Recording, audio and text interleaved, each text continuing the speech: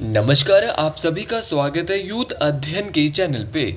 देखिए एक बार फिर से मैं आप सभी के बीच एचपी मेडिकल टेट जीके की एक्यूरेट आंसर की लेके आ चुका हूँ। देखिए इसका जो पहला क्वेश्चन था बहुत ही आसान ये पेपर आया था।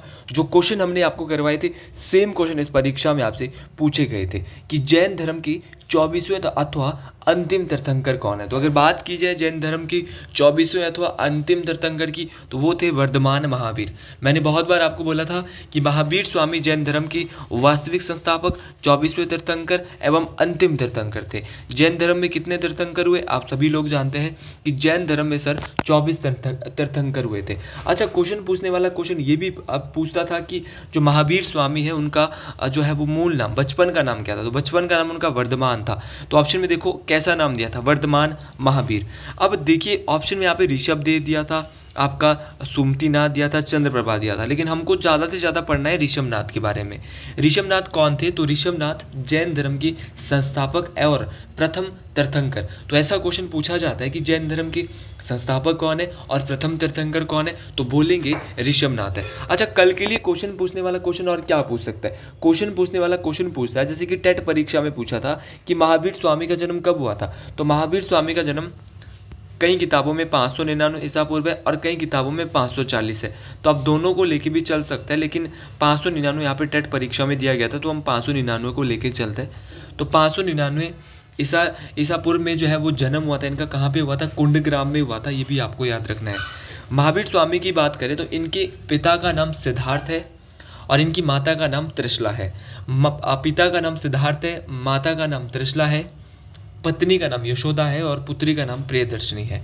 ये भी आपको याद रखना है, सारे नाम मोस्ट इंपॉर्टेंट है, परीक्षाओं में पूछे जाते हैं। अच्छा, जैन धर्म में टोटल 24 तीर्थंकर हुए। अच्छा, अगर आप भी एचपी टेट जून तो हमारा खत्म हो चुका है, लेकिन अगर उसके लिए हैंड रिटन नोट्स लेना चाहते हो जेबीटी और नॉन मेडिकल के लिए तो आप इस नंबर पे कांटेक्ट कर सकते हैं 7876145409। अभी तो हम एक्यूरेट आंसर की यहाँ पर देख रहे हैं। अगले क्वेश्चन की ओर बढ़ते हैं कि रेशम बनाने की तकनीक का आविष्कार, कि जो रेशम बनाने की जो तकनीक है उसका जो आविष्कार है वो सबसे पहले कहाँ पर हुआ था।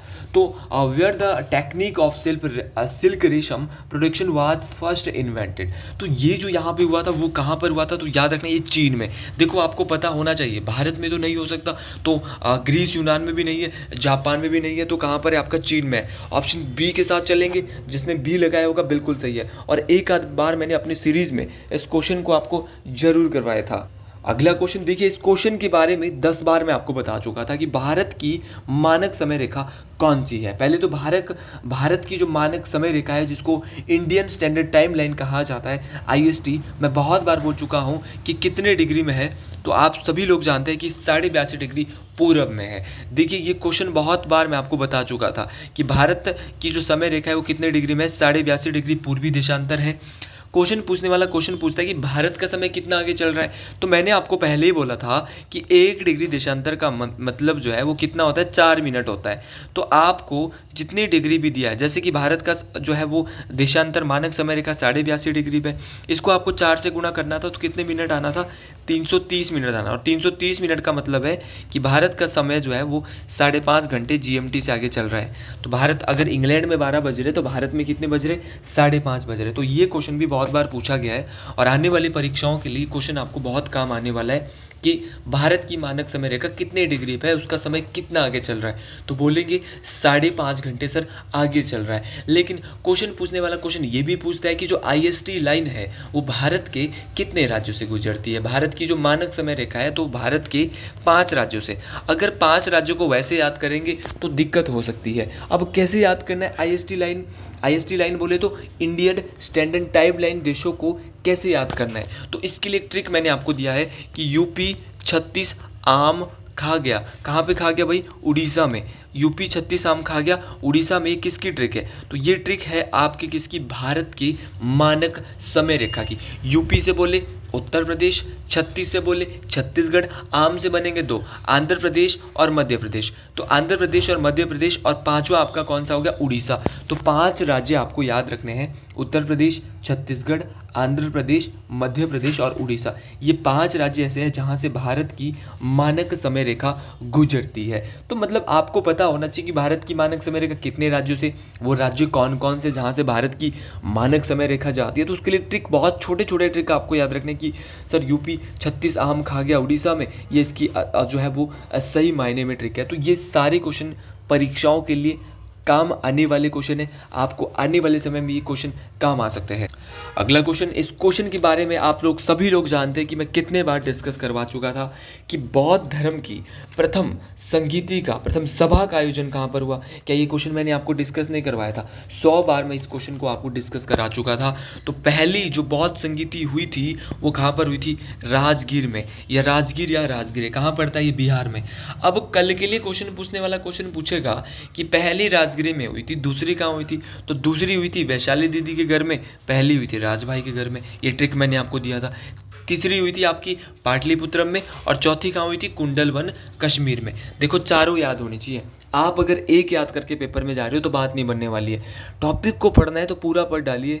एक आध चीज़ों से मेरे वीडियो को देखने का एक ही फ़ायदा है कि यहाँ कंसेप्ट जड़ से क्लियर होता है। तो पहली जो बौद्ध संगीति हुई थी वो कहाँ हुई थी? आपकी राजगीर में हुई थी। दूसरी सर वैशाली में हुई थी।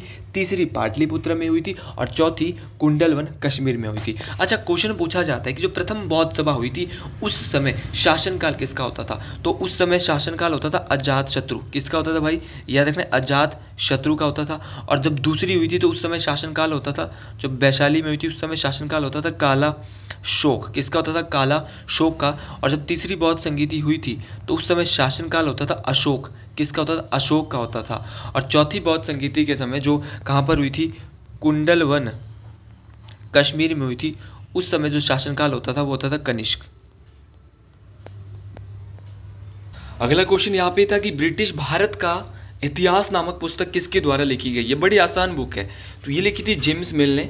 याद रखना है, ब्रिटिश भारत का इतिहास, ये इंपॉर्टेंट बुक है, परीक्षाओं में काम आने वाली है। अच्छा, अगली बुक है कि भारत के प्रथम रक्षा मंत्री कौन थे? भाई ये तो बिल्कुल लट्टू क्वेश्चन है यार। भारत के प्रथम रक्षा मंत्री कौन है? बलदेव सिंह। क्या मैंने ये क्वेश्चन आपको नहीं करवाया था? काफ़ी बार करवाया था। अच्छा, क्वेश्चन पूछने वाला क्वेश्चन पहले तो पूछा था कि भारत के प्रथम रक्षा मंत्री, लेकिन वर्तमान में कौन भारत के डिफेंस मिनिस्टर? क्वेश्चन ये भी बन सकता है। तो भारत की वर्तमान में जो रक्षा मंत्री है वो राजनाथ सिंह है। इस बात को आपने याद रखना है, ये भी मोस्ट इंपॉर्टेंट है। बहुत बार एक रैंडम क्वेश्चन पूछा जाता है, भारत के पहले उप प्रधानमंत्री और गृह मंत्री कौन है? तो सरदार वल्लभ भाई पटेल भारत के पहले उप प्रधानमंत्री और गृह मंत्री है।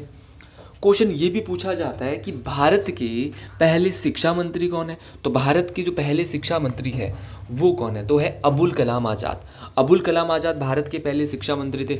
भारत के पहले कानून मंत्री कौन थे? तो कानून मंत्री थे डॉक्टर भीमराव अंबेडकर, जिनको संविधान का निर्माता भी जो है वो कहा जाता है। तो इस बात को आपने याद रखना है। सारे के सारे क्वेश्चन देखो परीक्षाओं में काम आने वाले क्वेश्चन है, और जो क्वेश्चन परीक्षाओं में काम आने वाले होते हैं उन क्वेश्चन को बहुत डिटेल से किया जाना चाहिए, उन क्वेश्चन पे ध्यान दिया जाना चाहिए।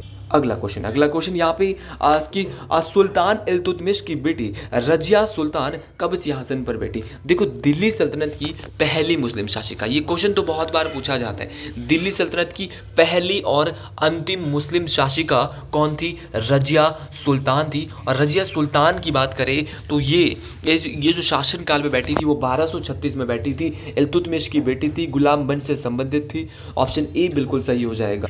अच्छा, अगले क्वेश्चन की ओर बढ़ते हैं कि मुगल शासक औरंगजेब की मृत्यु कब हुई? तो अगर बात करें मुगल शासक औरंगजेब की मृत्यु की, तो मुगल शासक औरंगजेब की जो मृत्यु हुई थी वो कब हुई थी सर? तो औरंगजेब की मृत्यु की बात करें तो औरंगजेब की मृत्यु हुई थी 1707। देखो, मैंने आपको बहुत बार बताया था कि 1658 से 1707 तक औरंगजेब का शासनकाल था। इसको आलमगीर के नाम से भी आपको मैंने बहुत बार बोला है, इसको जाना जाता था। ये बहुत ही, इसके द्वारा पुनः जजिया कर जो है वो किस मुगल शासक के द्वारा शुरू किया गया था? अकबर के द्वारा जजिया कर खत्म किया गया था, और औरंगजेब के द्वारा जजिया कर को शुरू किया गया था। तो ये सारी चीज़ें इंपॉर्टेंट है, परीक्षाओं में काम आने वाली है। अगला क्वेश्चन हमारे पास है कि गुरु नानक देव जी का जन्म कहाँ हुआ? देखो, ये वो क्वेश्चन है जो मैंने आपको YouTube पे हर दिन और बेहतर से बेहतरीन तरीके से कराए हैं। भाई, गुरु नानक देव जी की बात करें तो इनका जन्म हुआ था ननकाना साहिब, पाकिस्तान में। ऑप्शन बी बिल्कुल सही हो जाएगा। अगर गुरु नानक देव जी की बात करें तो इनका जन्म जो है वो 15 अप्रैल 1469 को हुआ था। और कहाँ पर हुआ था? तलवंडी ननकाना साहिब, पाकिस्तान। मोस्ट इंपॉर्टेंट है, ये सिख धर्म के संस्थापक थे। इनके पिता का नाम जो है वो मेहता कालू था और माता का नाम तृप्ता देवी था। ये सारे क्वेश्चन आपको याद रखने हैं। इनके बाद सिखों के दूसरे गुरु आए गुरु अंगद देव। गुरु अंगद देव, इनके द्वारा लंगर प्रथा को स्थायी किया गया था और ये गुरुमुखी लिपि के भी जनक थे। अगला क्वेश्चन देखो, बड़े लट्टू लट्टू क्वेश्चन यहाँ पे आए थे कि हड़प्पा कौन सी नदी के किनारे बसा है। तो अगर हड़प्पा की बात करें तो हड़प्पा जो है वो रावी नदी के किनारे बसा है, इस बात को आपने याद रखना। अच्छा, हड़प्पा कहाँ पे है, वर्तमान में हड़प्पा कहाँ पे है और हड़प्पा की खोज किसने की है? तो हड़प्पा जो है वो सिंधु नदी, रावी नदी के किनारे है, ये वर्तमान में पाकिस्तान में है। और इसकी जो खोज है वो किसके द्वारा की गई है? तो इसकी खोज, हड़प्पा की जो खुदाई है वो दयाराम साहनी, किसके द्वारा इसकी खोज की? तो राय बहादुर दयाराम साहनी के द्वारा 1921 में इसकी जो है वो खुदाई करवाई जाती है। ये रावी नदी के तट में है और वर्तमान साहिवाल जिला ये पाकिस्तान में स्थित है, इस बात को आपने याद रखना है। ये सारे क्वेश्चन देखो परीक्षाओं में काम आने वाले हैं, ये परीक्षाओं में पूछे जाते हैं। यहाँ पर तो सीधा क्वेश्चन पूछा था। अच्छा, सिंधु नदी के किनारे कौन कौन से हड़प्पा सभ्यता के स्थल है? एक तो है मोहनजोदाड़ो। मोहनजोदाड़ो 1922 में खोज की थी राखल दास बनर्जी ने। इसके अलावा चन्हुदड़ो, चन्हुदड़ो भी आपका सिंधु नदी के किनारे है और इसकी खोज जो की थी वो किसने की थी? गोपाल मंजूदार के द्वारा की गई थी। और ये दोनों पाकिस्तान में, मोहनजोदड़ो भी, चन्हुदड़ो भी और हड़प्पा भी, तीनों के तीनों कैसे स्थल है? सिंधु घाटी सभ्यता के ऐसे स्थल जो कि वर्तमान में पाकिस्तान में स्थित है। चलिए अगले क्वेश्चन की ओर चलते हैं। अगला क्वेश्चन यहाँ पे था कि महमूद गजनबी ने भारत पर 1000 ईस्वी से 1027 के बीच कितने आक्रमण किए? बड़ा लट्टू क्वेश्चन था। इसने 17 आक्रमण किए। अगली बार जो टेट परीक्षा भी आपकी अपकमिंग आ रही है वहाँ पर पूछा जा सकता है कि कब इसने कांगड़ा किले पे आक्रमण किया।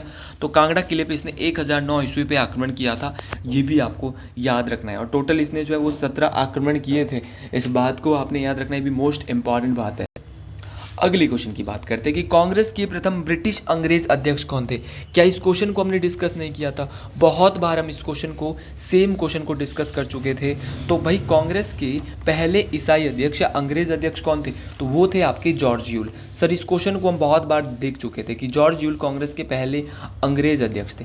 लेकिन आपसे क्वेश्चन पूछा जाता है कि जो भारतीय राष्ट्रीय कांग्रेस है इसकी स्थापना कब हुई? तो भारतीय राष्ट्रीय कांग्रेस की स्थापना 28 दिसंबर 1885, 28 दिसंबर 1885 को भारतीय राष्ट्रीय कांग्रेस की स्थापना होती है। अच्छा, किसने स्थापना की? क्वेश्चन ये भी आता है, तो याद रखना एओ ह्यूम। एओ ह्यूम जो है इनके द्वारा भारतीय राष्ट्रीय कांग्रेस की स्थापना बम्बई में की गई थी।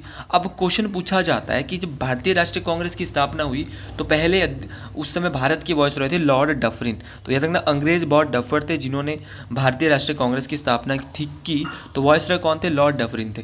देखो मेरी मैराथन से आपको बहुत काम आई होगी, मैराथन से मैक्सिमम क्वेश्चन मैराथन से पूछे गए हैं, तो ये आपको याद रखना है। अगर किसी ने मेरी मैराथन देखी होगी, मेडिकल वाले बच्चे बोलते हैं कि जीके कहाँ से पढ़ा जाए, भाई यूथ अध्ययन चैनल देख लो, जीके एक नंबर भी बाहर का नहीं आया था, एक क्वेश्चन आया होगा 30 में से, हद से हद। इसके अलावा एक क्वेश्चन आपको बाहर से नहीं मिला होगा। अगर मेरी मैराथन किसी ने देखी होगी ना, तो ये समझिए कि जीके में कहीं आपको जाने की आवश्यकता नहीं, कहीं कोचिंग लगाने की आवश्यकता नहीं थी। जीके और साइकोलॉजी में सेम पूरा पैटर्न यहाँ पे यहीं से पूछा गया था। क्वेश्चन पूछा जाता है कि भारतीय राष्ट्रीय जो कांग्रेस है उसके पहले अध्यक्ष, तो उसके पहले अध्यक्ष थे WC बनर्जी, बोले भीमेश चंद्र बनर्जी। अच्छा, क्वेश्चन पूछने वाला क्वेश्चन ये भी पूछता है कि आप ये बताइए कि आपके पहले मुस्लिम अध्यक्ष कांग्रेस के कौन थे? तो वो थे बदरुद्दीन तैयब जी। कौन थे? बदरुद्दीन तैयब जी। तो सारे क्वेश्चन मोस्ट इंपॉर्टेंट है। अगला क्वेश्चन कि पंचतंत्र नामक पुस्तक के रचयिता कौन है? देखो बड़ा लट्टू क्वेश्चन है भाई। तो पंचतंत्र नामक पुस्तक के रचयिता है विष्णु शर्मा।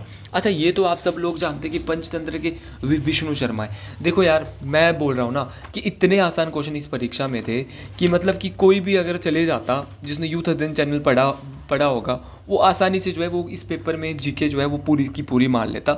28 तो श्योर था, 28 और 29 तो श्योर था, और फिर अपने सब्जेक्ट में उसको 60 लेने थे। और अगर साइको पे भी वो 20-25 मान लेता, क्योंकि साइको भी इजी आई थी, तो फिर मतलब उसको अपने सब्जेक्ट में लेने की आवश्यकता ही नहीं थी, मतलब 20-25 नंबर लेने थे। इस बार का टेट आराम से क्लियर हो जाना था। हुमायूं नामा एक बुक है, वो किसने लिखी है? गुलवदन बेगम ने लिखी है। यामा बुक है, किसने लिखी है? महादेवी वर्मा ने लिखी है। अर्थशास्त्र बुक है, चाणक्य के द्वारा लिखी गई है। मुद्रा राक्षस की बात करें, विशाखा दत्त ने लिखी है। अवंती सुंदरी बोले तो डंडी के द्वारा इसको लिखा गया है। बहुत बार पूछी जाती है गीत गोविंद, गीत गोविंद लिखी है जयदेव किरण ने। अगर बात करें शाहनामा, तो शाहनामा लिखी है फिरदौसी। किसने लिखी है? फिरदौसी ने। अच्छा, एक और है, बहुत इंपॉर्टेंट है, आपकी बहुत बार पूछी जाती है, आपकी पल्लव और चिदंबरा। तो पल्लव और चिदंबरा जो है वो सुमित्रा नंदन पंत ने लिखी है। और अगर बात करें अमर कोश, तो अमर कोश लिखी है अमर सिंह ने। आने वाले पेपर में हो सकता है कि महाभारत और भगवत गीता दोनों पूछा जाए, तो महाभारत और भगवत गीता लिखी है महर्षि वेद व्यास ने। अगला क्वेश्चन है कि महात्मा गांधी को सर्वप्रथम महात्मा किसने कहा। तो महात्मा गांधी को सर्वप्रथम जो महात्मा जो कहा गया था वो रविंद्रनाथ टैगोर के द्वारा कहा गया था। देखो इस आंसर की के आंसर, ऑफिशियल आंसर की तो मेरे पास नहीं है, लेकिन जो आंसर, क्योंकि मेरे को सब पता है, क्योंकि मैंने सब पढ़ा रखा है ये। तो महात्मा गांधी को जो है रविंद्रनाथ टैगोर ने जो है महात्मा की उपाधि दी थी। अच्छा, उसी प्रकार अगर मैं बात करूँ राजेंद्र प्रसाद, तो राजेंद्र प्रसाद को कहा जाता था देश रत्न और अजात शत्रु। तो देश रत्न और अजात शत्रु राजेंद्र प्रसाद को किसने कहा था, तो ये कहा था महात्मा गांधी ने। अच्छा, रविंद्रनाथ टैगोर को क्या क्या कहते थे, गुरुदेव। सीधा क्वेश्चन आता है कि गुरुदेव के नाम से हमारे देश में किसको जाना जाता है, तो गुरुदेव के नाम से रविंद्रनाथ टैगोर को जाना जाता है। और इनको गुरुदेव की जो उपाधि दी है वो महात्मा गांधी जी के द्वारा दी गई थी। क्वेश्चन पूछने वाला क्वेश्चन पूछता है कि सुभाष चंद्र बोस को बोला जाता था क्या देश नायक। तो देश नायक की उपाधि इनको किसने दी थी, तो देश नायक की उपाधि सुभाष चंद्र बोस को रविंद्रनाथ टैगोर के द्वारा दी गई थी। अच्छा, क्वेश्चन पूछने वाला क्वेश्चन पूछता है कि कायदे आजम किसको कहता है। तो कायदे आजम के नाम से मोहम्मद अली जिन्ना को किसने दी थी इनको कायदे आजम की, तो मोहम्मद अली जिन्ना को महात्मा गांधी ने कायदे आजम की उपाधि दी थी। इस बात को आपने याद रखना है। देखो ये क्वेश्चन भी बहुत इंपॉर्टेंट है। अच्छा, राजा राम मोहन राय को राजा की उपाधि किसने दी थी, आप कमेंट बॉक्स में ज़रूर बताएंगे, मोस्ट इम्पॉर्टेंट। और जो हमारे स्वामी विवेकानंद है, इनको विवेकानंद की जो उपाधि दी थी वो महाराजा खेतड़ी के द्वारा दी गई थी, ये भी आपको याद रखना है। अच्छा, नेताजी, सुभाष चंद्र बोस को तो नेताजी भी कहा जाता था, आपको याद आ रहा होगा सर। तो नेताजी इनको कहा था एडोल्फ हिटलर। आने वाले परीक्षाओं के लिए बहुत इंपॉर्टेंट हो जाएगी ये वीडियो। अगला क्वेश्चन, फरवरी 2025 में भारत का मुख्य चुनाव आयुक्त किसे नियुक्त किया गया। क्या ये क्वेश्चन मैंने नहीं करवाया था, जी हाँ, बहुत बार करवाया था। बहुत बार बोला था कि ज्ञानेश कुमार भारत के 26वें मुख्य चुनाव आयुक्त भारत के बन चुके हैं। 26वें या 29वें, ये मेरे को एग्जैक्ट पता नहीं है, मैंने बताया था आपको। तो ज्ञानेश कुमार भारत के मुख्य चुनाव आयुक्त है। अगर बात करें ज्ञानेश कुमार की, तो इनके साथ दो और है, सुखबीर सिंह संधू और विवेक जोशी। ये क्या है, निर्वाचन आयुक्त है, चुनाव आयुक्त है खाली, लेकिन मुख्य चुनाव आयुक्त कौन है आपके ज्ञानेश कुमार। मुख्य चुनाव आयोग में जो है तीन चुनाव आयुक्त होते हैं। तीन जो है वो जजों से, बड़े बड़े जो आपके जज होते हैं उनसे मिलकर, जज नहीं, तीन बड़े बड़े इलेक्शन कमिश्नरों से ये जो है कमेटी बनती है, जहाँ पे सबसे बड़ा होता है आपका मुख्य चुनाव आयुक्त, फिर दो इसके साथ और सहायक होते हैं, चुनाव आयुक्त होते हैं। तो ये आपको याद रखना है। दो चुनाव आयुक्त भारत में कौन है वर्तमान में, तो सुखबीर सिंह संधू और विवेक जोशी, और साथ में श्री ज्ञानेश कुमार। अगले क्वेश्चन है, व्यास नदी किस स्थान पर कांगड़ा जिले में प्रवेश करती है। तो व्यास नदी कांगड़ा जिले में प्रवेश करती है संधोल नामक स्थान से। कहाँ से प्रवेश करती है, संधोल नामक स्थान से प्रवेश करती है। इस बात को आपने याद रखना, ये भी मोस्ट इंपॉर्टेंट बात है। देखो ये बात परीक्षाओं में काम आने वाली बात है। लेकिन क्वेश्चन पूछने वाला क्वेश्चन पूछता है कि व्यास नदी का वैदिक नाम क्या है। तो व्यास नदी का वैदिक नाम है अर्जिकिया, और व्यास नदी का संस्कृत नाम है आपका कौन सा, विपाशा। अच्छा, ये भी क्लियर हो गया सर। अब क्वेश्चन पूछने वाला क्वेश्चन ये पूछता है कि जो व्यास नदी है वो उसकी कुछ सहायक नदियाँ बता दीजिए। पहले तो आपको यही पता होना चाहिए कि मंडी में इसने संधोल नामक स्थान पे जगह पाई थी। और व्यास नदी का जो पहला सहायक नाला है वो है रहानी नाला। कौन सा है, रहानी नाला। और ये हिमाचल प्रदेश में कितनी बहती है, 256 किलोमीटर बहती है। इसके वैदिक नाम और संस्कृत नाम की हम बात कर चुके हैं। आज कुछ ब्यास की सहायक नदियों की बात करते हैं। अगर ब्यास की सहायक नदियों की बात करूं, तो ब्यास की सहायक नदियों में अगर मैं बात करूं तो अगर ब्यास की सहायक नदी की बात करें तो ब्यास की सहायक नदी है आपकी, जैसे कि पार्वती ब्यास की सहायक है, मलाना ब्यास की सहायक है, सोलंग ब्यास की सहायक है, मनालसू नदी ब्यास की सहायक है, सोजन नदी ब्यास की सहायक है, फोजल नदी ब्यास नदी की सहायक है, देहर हो गया, हंसा हो गया, जीवनी हो गया, सुकेती हो गया। ये सारी की सारी किसकी सहायक है, ब्यास नदी की सहायक नदी है। अगले क्वेश्चन की बात करते हैं कि 1 नवंबर 1956 को हिमाचल प्रदेश को केंद्र शासित प्रदेश बनाया गया था। ये मैंने आपको बहुत बार बोला है। पहले तो हिमाचल चीफ कमिश्नर प्रांत के रूप में जो आया वो आया था 15 अप्रैल 1948। उस समय हिमाचल में 4 जिले थे, सिरमौर, मंडी, महासू और आपका चंबा। तो जब हिमाचल का गठन हुआ तो हिमाचल में 4 जिले थे, SMMC, सिरमौर, मंडी, महासू, चंबा, ये आपको बहुत बार पढ़ा दिया है। उसके बाद हिमाचल पारसी गौ श्रेणी का राज्य कब बना? 1951 में बनता है।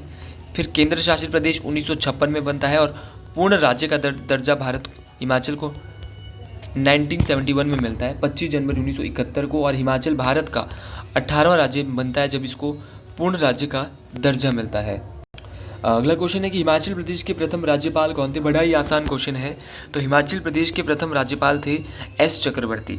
ये तो सर आप बिल्कुल बहुत अच्छे से समझ गए कि एस चक्रवर्ती हिमाचल के प्रथम राज्यपाल थे। वर्तमान में कौन है? तो वर्तमान में शिव प्रताप शुक्ला हिमाचल के राज्यपाल है। ये भी आपको पता होना चाहिए, मोस्ट इम्पॉर्टेंट है।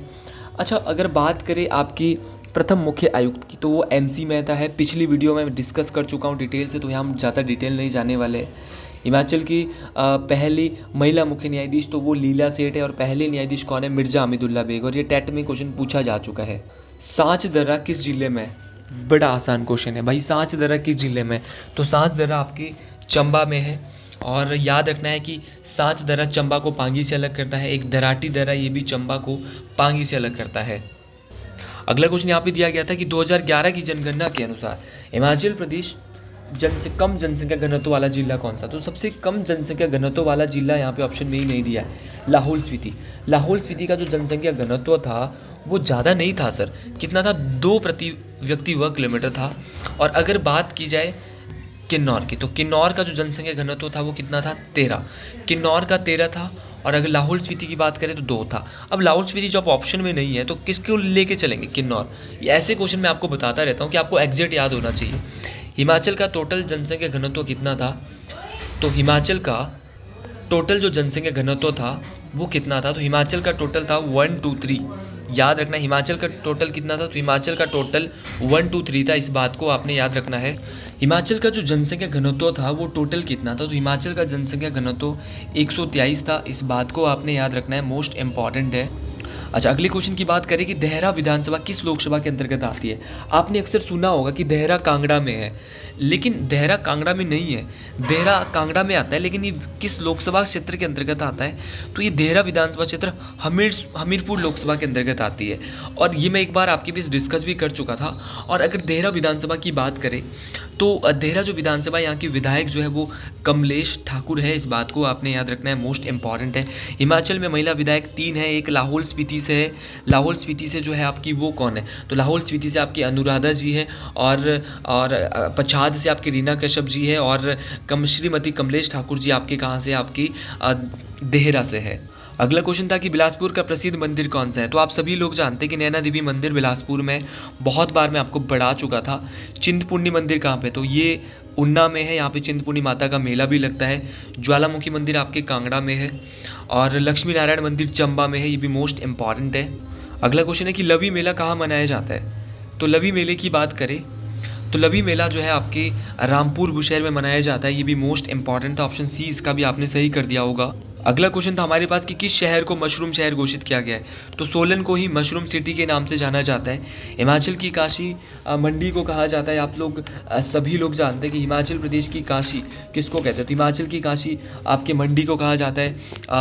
आपका जो है वो हिमाचल की वाराणसी भी मंडी को कहा जाता है। तो ये मंडी के भी आपको याद रखना है।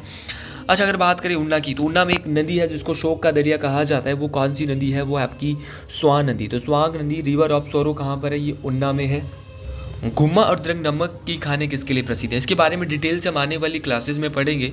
गुम्मा और द्रंग नमक की खाने जो है वो कहाँ पर है? तो ये रॉक साल्ट, काला नमक, सेंधा नमक के लिए प्रसिद्ध है। इस बात को आपने याद रखना है। अगला क्वेश्चन है Himachal Pradesh child helpline number क्या है? तो हिमाचल प्रदेश का चाइल्ड हेल्पलाइन नंबर 1098 है, और ये आपको याद रखना है, मोस्ट इंपॉर्टेंट है। ये परीक्षाओं में पूछा जाता है। अगला क्वेश्चन है हिमाचल प्रदेश उच्च न्यायालय की स्थापना कब की गई थी? तो हिमाचल प्रदेश उच्च न्यायालय की जो स्थापना है वो कब की गई थी? तो हिमाचल प्रदेश हाई कोर्ट की स्थापना आपको पता होना चाहिए 25 जनवरी 1971 को जब हिमाचल का गठन हुआ था, तभी हिमाचल प्रदेश हाई कोर्ट की भी स्थापना यहाँ पर की गई थी। और इसके पहले मुख्य न्यायाधीश मैं आपको बता चुका हूँ, मिर्ज़ा हमीदुल्ला बेग है। ये भी मोस्ट इंपॉर्टेंट है। वर्तमान में हिमाचल प्रदेश की लोक निर्माण मंत्री कौन है? विक्रमादित्य सिंह है। सब कुछ हम पढ़ चुके हैं, सब मंत्रियों के बारे में, इसको आप बिल्कुल डिटेल से याद रखेंगे। अगला क्वेश्चन है कि हिमाचल प्रदेश का प्रसिद्ध कबड्डी खिलाड़ी कौन है? तो आप सब लोग देख के ही समझ गए होंगे, अजय ठाकुर। अजय ठाकुर। डिक्की डोलमा आपको पता है माउंट एवरेस्ट में गई थी। राजीव नैयर क्रिकेट से संबंधित है। चरणजीत सिंह ये भी नहीं है, तो ऑप्शन ए बिल्कुल सही था यहाँ पर। आज का अंतिम क्वेश्चन इस सीरीज़ का और इस आंसर की का कि हिमाचल प्रदेश के किस जलाशय में अधिक मछली उत्पादन होता है। तो अधिक मछली उत्पादन जो आपको देखने को मिलता है वो गोविंद सागर लेक में देखने को मिलता है। इस बात को आपने याद रखना है। तो आज के लिए इतना ही। अगर आपको मेरी वीडियो पसंद आई है तो कमेंट बॉक्स में ज़रूर लिखिएगा हर हर महादेव। जय हिंद, जय हिमाचल प्रदेश। और कमेंट में ज़रूर लिखिएगा एक बार हर हर महादेव, जय श्री गुरु महाराज।